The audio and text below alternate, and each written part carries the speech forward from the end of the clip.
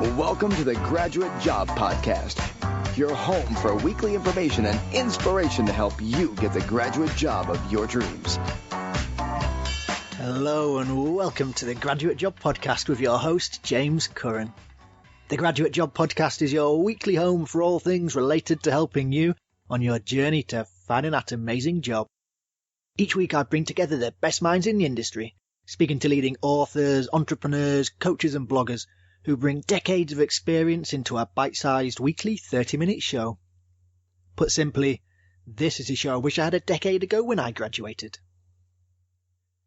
And this week on the Graduate Job Podcast, I'm joined by Leanne Jacobs, holistic wealth expert and author of the excellent new book, Beautiful Money.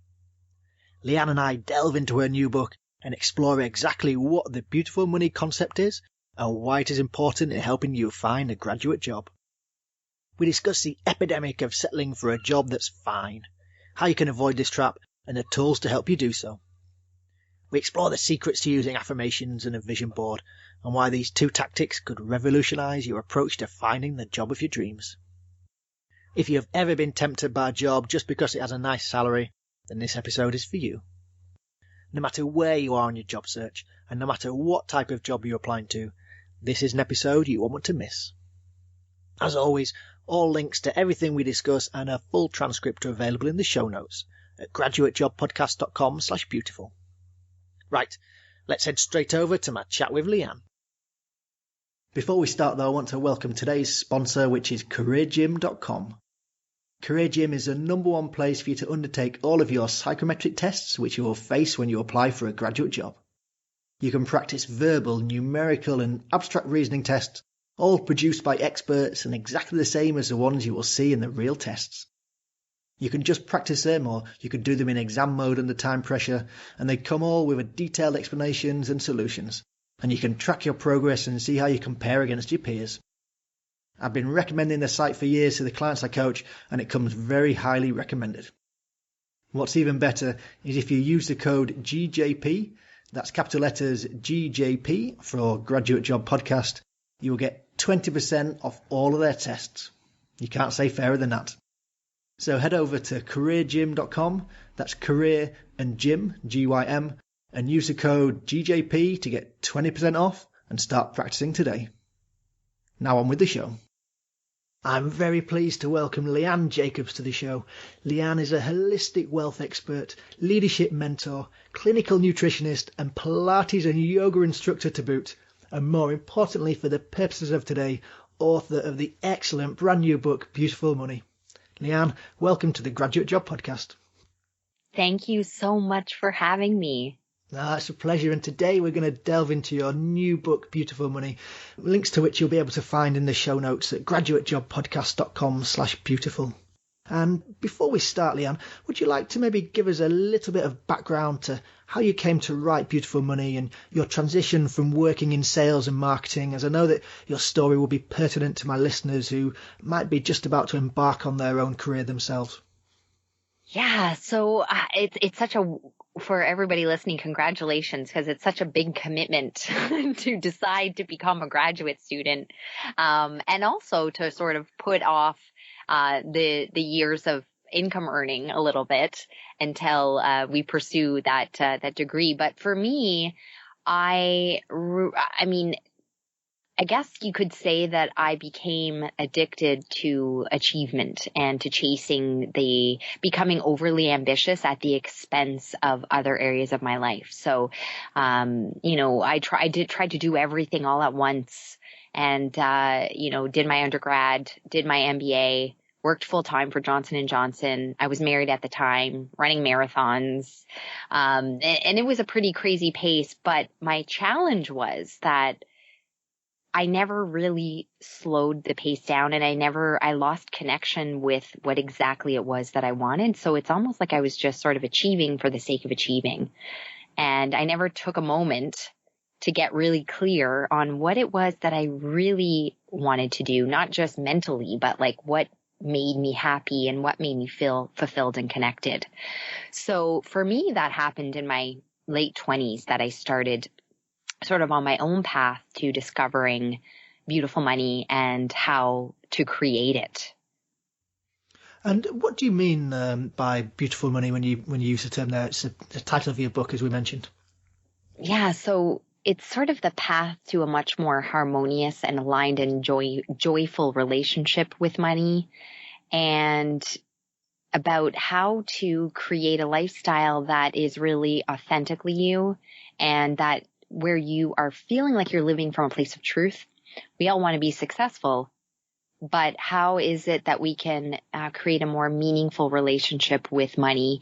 And as we're on that pursuit to success and the great job or the great company that we want to start, how can we really stay mindful of keeping other areas in our life in check as well, and making sure that we're living according to our greatest values?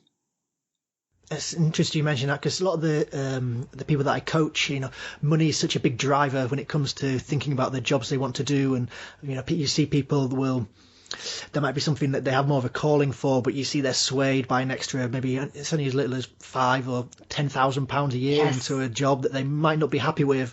But it's just for the extra lure of the money at the beginning.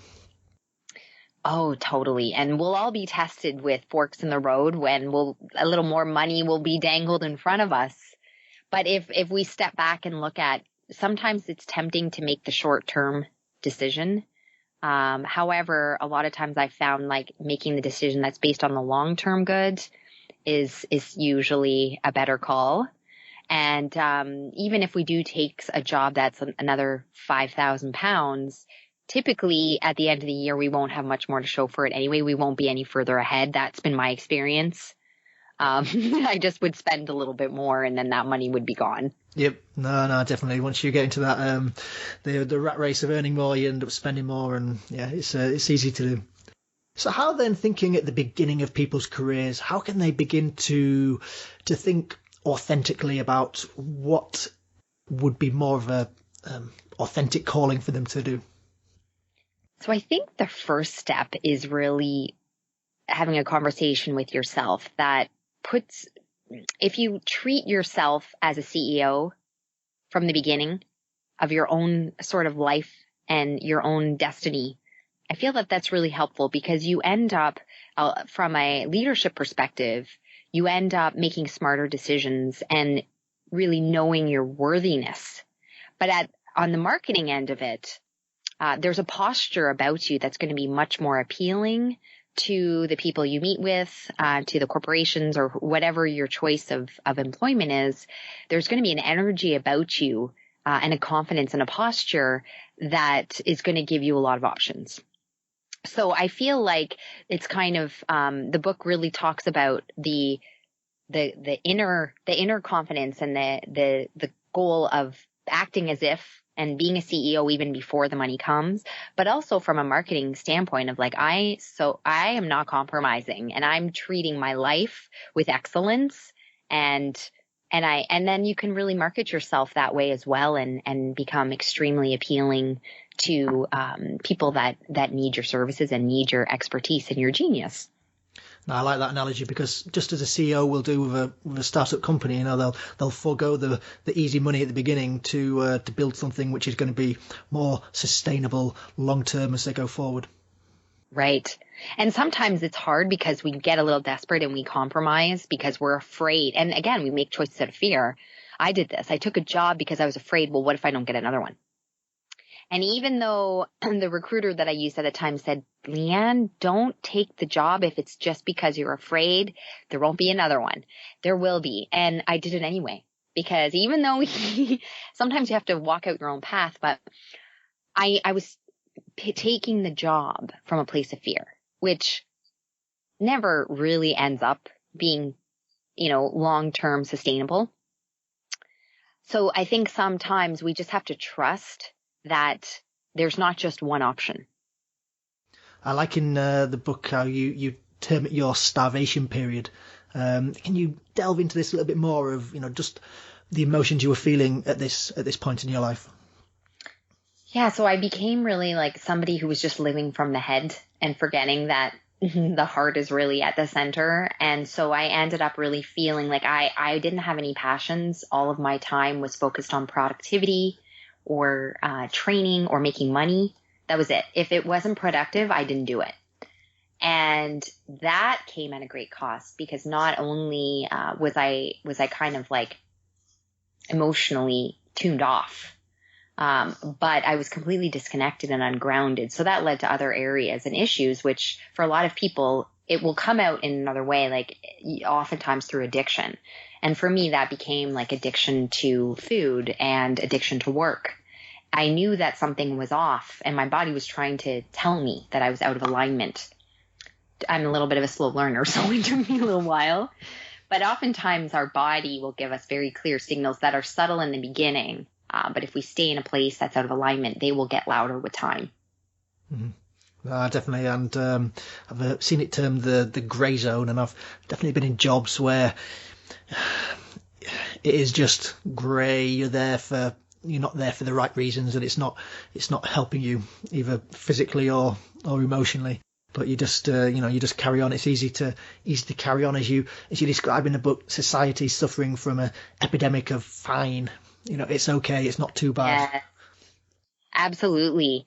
And I love that. It's true. It's we're sort of settling as a society, and we're losing a little bit of that burning desire and that passion for going after what we really want. And you talk about instead of chasing money, creating wealth. Could you explain for the listeners what you mean by this? So this is really it's creating and making money in a place of alignment, where you're in action and you're working with excellence, but you're also making decisions that are very mindful and clear. So you're hemorrhaging a lot less waste and a lot less energy for greater results. There's a lot more flow that happens when you move from this place. And the big piece of it is getting really clear on what it is that you desire. So for careers, for example, getting extremely clear on what it is that you do want, and as specific as possible with pictures as possible is really, really helpful, because the more you can do to really focus your mind on exactly what you want, then you'll be less likely to compromise for something that is mediocre or fine. So thinking then in terms of practicality. So imagine I've just finished graduate school and I'm looking for work. So you recommend really thinking about the goals and the specific whys of what it is that I want to do? Yeah. So I would put together a little bit of an action plan that, I'm a big advocate of seeking people who can help you. And so finding that someone who is where you want to be. This is why you got to get clear first, because otherwise you're going to just chase and you're going to say yes to everything. And there won't be any purpose behind that. So when you're really clear on what it exactly you want, then the rest is pretty easy. Find somebody who's where you are and interview them and ask them for help, and ask them, find out maybe what you need to do or who you need to connect with to get there. Be of great service. I would find somebody who is like leaps and bounds beyond where I was, and I would just like find out what I needed to know. What am I missing? And I would pick their brain and find out if there's a way that I could somehow mentor with them. Start building a network. This is like huge, right? It's really important to create a network of like-minded people, or to find a network of like-minded people that, you guys are all helping each other. And so that was really helpful for me as well. And connecting with people who are where I wanted to be. That really helped me a lot, because oftentimes they want you to learn from maybe some of their mistakes. And they really do, the mentors I've reached out to, most of them have been extremely genuine and generous with their wisdom and their interest in supporting me. And then it's really just, today it is important too to brand yourself according to what you desire. So that is important. Even for creating a book and writing a book, it is important to they will Google you and check your social media out. And so I think that that's really important, because, we want to create a network, but today it's pretty amazing how, there's so much more we can do on our own, to brand ourselves and to develop our leadership just with the use of the internet. Yeah, and as you mentioned with the networking, it's so easy to do now. You can bypass gatekeepers who were traditionally there by interacting with people on Twitter and email and LinkedIn and just simple things like that. You can just have access to people that you just 10, 20 years ago wouldn't have had. Yeah, or like starting a podcast in a field that interests you. I find if it's something you're passionate about, you will find that the stars sort of align to support you. And I feel like sometimes when you're off track, because everything just feels exhausting and forcing and tense. That's usually a little bit of a sign. So to find that flow, it's not that action won't be required, but your emotions will really give you some signals that you're moving in the right direction. Mm-hmm. And with the visioning, you talk in the book about the use of vision boards. Can you describe what these are and why they're important? So I've always used them. And one of the things that's important is that our mind really does think in pictures. And I've used this for 20 years almost. And it's, be very crystal clear on what you want, and then use photos and images, because that's really going to help your mind focus on helping get what you desire. Why it's really important is kind of the subconscious is really programmable, and images is the best way to program. And when you're sleeping, your subconscious is still working. So the reason I like vision boards is because even if I don't think consciously that I'm thinking, just my eyes seeing the pictures is helping my subconscious. And when I'm sleeping, it's still working towards creating what it's been seeing on that vision board. So even if in the beginning it's like, oh, well, I've found that people that I've worked with that have been a little against it, I'm like, if you want to be on the fast track in an aligned way and you want to see what universal speed is like, you need to create a vision board. It's just a must. Even if a lot of people are like, well, I know in my mind what I want, so what's the point? And oftentimes I would say, well, it's going to cost you, 10 to 20 years. You're slowing down your path by not having one. And I did one recently, actually. So I've got one up of in the house here, all the places I want to travel to over the next couple of years, and it's good, when you're feeling grit down, just have a look at the nice glossy pictures cut out of magazines and the like, and it does give you a bit of a boost when you feel a bit lazy and don't want to get involved and do some things. Absolutely. And then once you can, you've kind of completed your board, and it's sort of a science too. Like once you start understanding how it works and practicing it, you'll find, I like to make a new one every year. That's a good idea. I did it on my birthday, actually, so I'll make sure that when it's my birthday again, I'll update it and add some new places to it. You talked about the subconscious there, and I think a lot of people and their choices for jobs is often, whether they know it or not, it comes down to the opinions and thoughts of their parents and often some of their peers as well. How can people begin to unpick this unconscious conditioning that they've probably got about whether they need to, get a job as a doctor or lawyer or accountant or, whatever it is, and follow a more authentic path? I think as we mature, we will evolve out of that. I mean, for me, I studied engineering mainly because when I was in high school, my career coach said, well, look at the average salary from this career and you'll always have a job. Yep. So that's why I picked engineering. It was completely not aligned with what my gifts were, but I forced my way through it. And it was extremely clear that it wasn't meant for me to be an engineer. But I tried to force my way because the outside was like, oh, that's so great. You're doing engineering. And my parents were so proud of me. But at one point it just felt so out of alignment, and it takes some courage for sure. But I think it's like, what's the point of living miserably? This is not a rehearsal. We don't get time back. And I think the more I made that my priority, like I only have one shot. And with the time I have, I'm going to courageously make my choices from a place of leadership. And I'm okay. Like, I'm not afraid to fail. And that was one thing too, like, what's the worst that's going to happen? For me, it's like, if I try a different program that's more aligned with what I love, what's the worst that can happen? No, that's a brilliant way to look at it. I love the quote you have in the book about all it needs is just 20 seconds of pure bravery to commit yourself to do it. You just have to only have a really short amount of bravery to take that step forward. Yeah. And then it's like, okay, there's no going back now. I made the decision. And you'll find, like, having got people around you that are really supportive, just find that you don't need a lot, one or two that are really supportive and truly want you to thrive. Having a couple people like that will help you on the days where you feel like regressing. Yeah, because if you're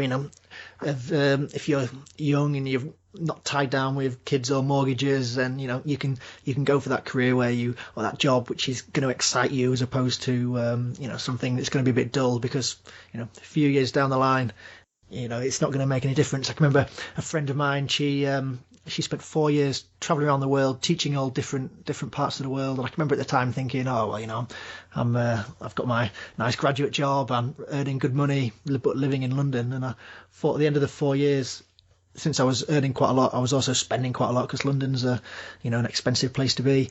And I probably had even less to show for it at the end of 4 years of drudgery and commuting than she had after 4 years of traveling and visiting the world. So, I was the one who was wishing that I'd done what she'd done. It definitely is easier to make those choices when we don't have responsibilities. So that's, for me, that's one of the things that helped me make my choice. It's like, do it now because I don't have any responsibilities. And it's really a good time to do that. And I work with a lot of people who still make those amazing, courageous decisions when they have a family, but it takes more fear is involved for sure. And then it takes a lot more courage to make those leaps. Yep, no, definitely. And you talk in the book about the 4 pillars. Could you describe for listeners what these are and why they're important? So one of the big foundations behind Beautiful Money is living in accordance and making choices from what I call your 4 pillars. So like your 4 core values, your most sacred values. Because if you make your choices from that place, you will feel more in alignment, and you will tend to make choices that are not only healthier for you physically, but financially. So as an example, one of my 4 pillars is health. And during my 20s, I was making all my choices for money and career, and I wasn't taking care of myself. So when that's completely out of alignment, so it's because that's not based on a foundation of truth for you, in the long run, it's not sustainable. It will break down. So when we have one of our pillars that is most important to us, like if family is a huge pillar, but we never see our family because all we do is work, we're going to feel a sense of loss and grief. So the exercise is really about, number one, identifying what those are, and then with time, learning how to make choices by prioritizing those pillars. And career as well. Sometimes we may take a career that pays a little less, but it's like 2 minutes from our house and it has way more flexible hours. Flexibility and freedom might help make a career choice over another £5,000 a year. And how can listeners begin then to identify what their 4 pillars really are for them? Well, a lot of the times it's like when you're a little peaceful and quiet and taking a pause, go for a run or a walk or a yoga class or a workout. And it's like, what brings me joy? What am I doing when I feel most joyful? What do I need? Like for me, I need freedom. I need freedom to feel happy. I need to feel like I am free to travel the world and I can work from anywhere. And I've known that because every time I make a choice that doesn't have the freedom, I feel miserable. So I've learned to accept that and know that that's just who I am. So I will always look at, is freedom involved when I'm faced with a decision, especially for business or career opportunities. because even if it brings a lot of money, it's not worth it if I'm not happy. And I won't do a great job if I'm inauthentic. The analogy you had resonated was as a yoga instructor, as I mentioned, the option's been there to start your own yoga studio, but then you knew you'd enjoy it, but you'd actually then be tied down, so you wouldn't have one of the pillars of freedom being fulfilled. So just that, it's always that watching balance to make sure that it's actually, not on a superficial level, but it's going to be something that one of the pillars is working for you, at all levels. Right. And for me, like I love yoga, and it's like I still want to own a studio. It's working towards that ability to own one without having to physically be there. For me, it's like I know I'm going to make it happen. It just has to be at the right time and when I have enough leverage to make that happen. How can people balance the desire to create wealth, so wanting to be wealthy to give them the opportunity to do things without it being chasing money? So how can, say if someone's wanted one of their pillars as to be wealthy, how can they balance that? So I think it comes down to knowing, and this is where knowing our net worth is important. Like we might not need to make a ton of money to be wealthy and financially free. I have a friend who, freedom is his key pillar, and he just wants to travel for a living. And so he figured out how much he needed every week to be able to pay his expenses he doesn't have a family, so rent and food and some other expenses for health insurance and things like that. But for him, he figured out how much he needed a week, and he's leveraged the internet to be able to make that. And in my mind, he's completely wealthy because he isn't tied to time, and he travels the world. He does what he loves. He's completely happy, and money's coming in when he's sleeping. So, but he's very clear on how much he needed. And so that's where the clarity piece comes in, and knowing how much would I need to feel happy and fulfilled. And what, some people have a number of what they'd like in their bank account so that they can sleep peacefully. And that was something for me, like I know my personality, and having a certain amount in my bank account so that when I sleep at night, it makes me feel happy and it makes me feel safe and secure. So, but being clear on that is important. And I don't know that it really necessarily matters what the exact number is, but what do you want your net worth to be? How much income do you want in the bank? What are your current expenses? And again, if you're graduating with student debt, making it a priority to set your freedom goals, put in your calendar, even if it's a couple years down the road, when your debt will be paid off. That's important because you're creating clarity, and you're also feeling more in control of your money versus just like, oh, I have debt, student debt, and just feeling victimized from it. And then 10 years later, still having the debt. Whereas if you say, you know what, I am not letting this run my whole life. Here's the date that I'll have it paid off. And let's think about creative ways that I can fast track paying this debt off.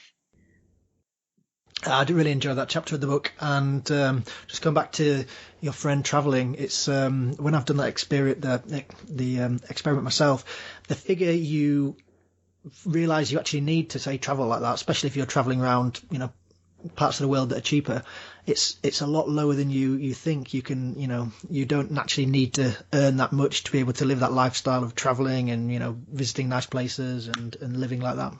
Yeah. And I have a friend who's doing that with her family. She sold her assets and they're traveling because for her, that's beautiful money. It's creating experiences for her family. And she lived for like 4 months in Mexico for the same amount of money that, she could basically live for like a week in Canada.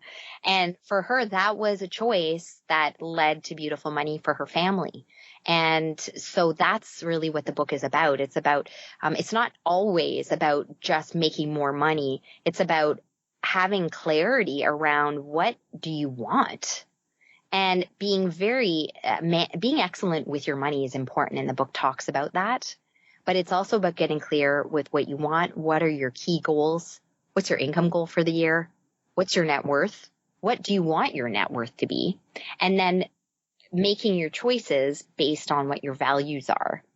And getting in the habit of doing that, the amazing opportunities and cash flow that will come your way is really stunning. Super. And unfortunately, Leanne, time is running away with us. But one final question before we move to the weekly staple questions. You talk in the book about the use of affirmations, which is something that I've tried in the past, but I have sort of difficulty doing. I get a bit self-conscious if I'm out like running around London, sort of trying to do these affirmations out loud and things. Can you just describe to listeners what these are and why they're important? Yeah, so it doesn't have to be something that is you can be practical. Like, I'm a very practical person, and so an example for me is I tended to say yes to everything, and so what I realized was no wonder I'm not making more money or having greater opportunities is because there's no space for that. I'm filling it all up with things that maybe I should have graduated from. So I realized that I compromise and I settle because I was over people pleasing, and being liked was overly important, like in an unhealthy way for me. So an affirmation for me was, you deserve the best. And it seems very simple, but I put that on my computer screen. Like, it was a little, just a little sticky note, and I put it on my computer screen. And every time I got a request for something or an email for something or something that wasn't super positive, it just was a reminder for what I was committed to, like no settling, no compromising.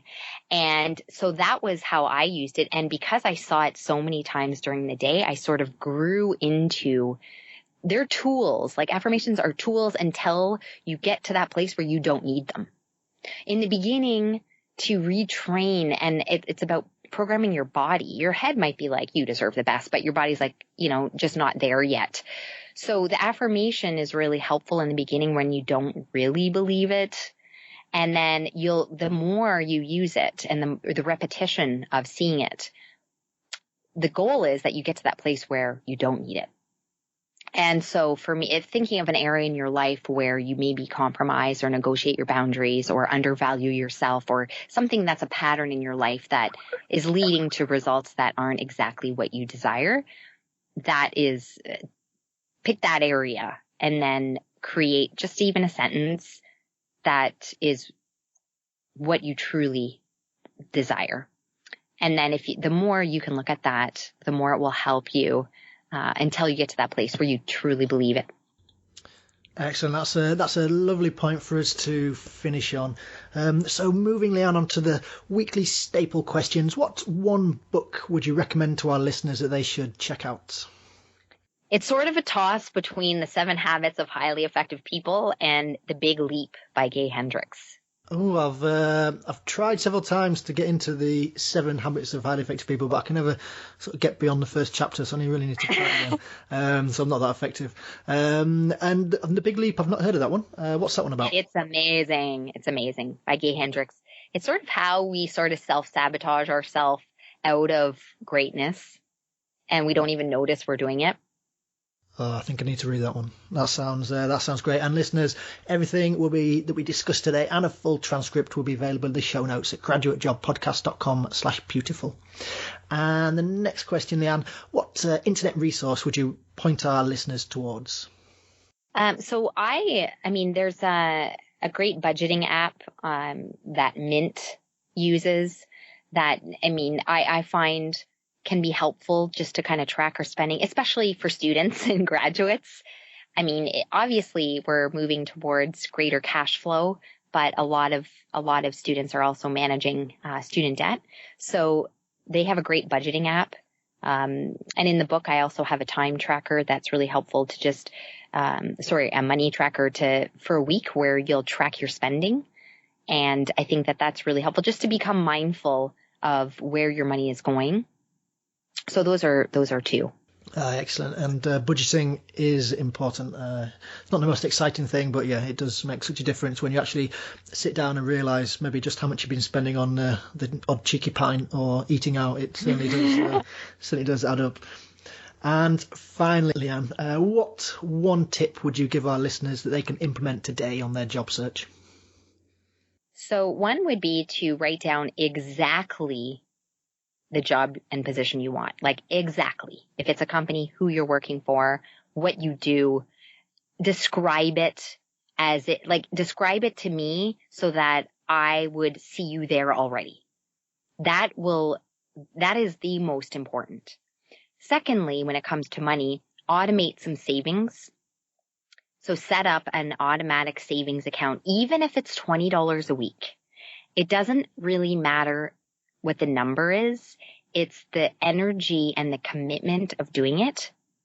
And it's really directing the energy into the place of creating your wealth account. So that's something that sometimes we don't do it because we're like, well, I'll wait till I get out of debt. But doing it now, even if it's $10 a week or £10 a week, that is going to make a huge difference. Completely agree. And it's, you do get used to it once it's set up, and then you don't even notice it's going. No. So great advice there. Leanne, it's been such a pleasure having you on the show. I've really, really enjoyed your book. It's, as we were talking before we started recording, there's some things I've, put into action and really making a difference. So I just want to say thank you for coming on the show. What's the best way for listeners to get in touch with you and the work that you do? So they can go to beautifulmoney.com, and that is all the information on the book and myself and connecting with me as well. Excellent. And I'll link to that in the show notes. Leanne, thank you so much for appearing on the Graduate Job Podcast. Thank you for having me. Many thanks again to Leanne Jacobs. I really enjoyed our chat, and that was a different type of episode. I want to get you thinking about exactly what you want from a job, from your career, from your life. You'll spend more time working than doing anything else. You'll spend more time with your workmates than you will with your family, friends, girlfriend or boyfriend. So you want to make sure you're doing something you enjoy. Not something that's fine or something that's not too bad, but something you enjoy. Because life's too short not to. Definitely check out her book, Beautiful Money. The links to it can be found in the show notes at graduatejobpodcast.com/beautiful, along with all the links and a full transcript. If you want to see the difference it's made to my life personally, check out the Instagram account for Graduate Job Podcast, where you can see some before and after pictures of following Leanne's advice in the book about having a cleanse in the house. Now, if you're new to the show, there are 56 other brilliant episodes for you to enjoy. So get on over to graduatejobpodcast.com and check them out there. The Start Here page at the top is a place to go, as it has a list of all of the episodes grouped together to find them nice and easily. If you've enjoyed the show, reach out and let me know. I'm on Twitter at GradJobPodcast. All that's left is to say thank you for listening. I know you have an unlimited choice of where to spend your time, and I really appreciate you choosing to spend it with little or me. I hope you enjoyed the show today, but more importantly, I hope you use it and apply it. See you next week.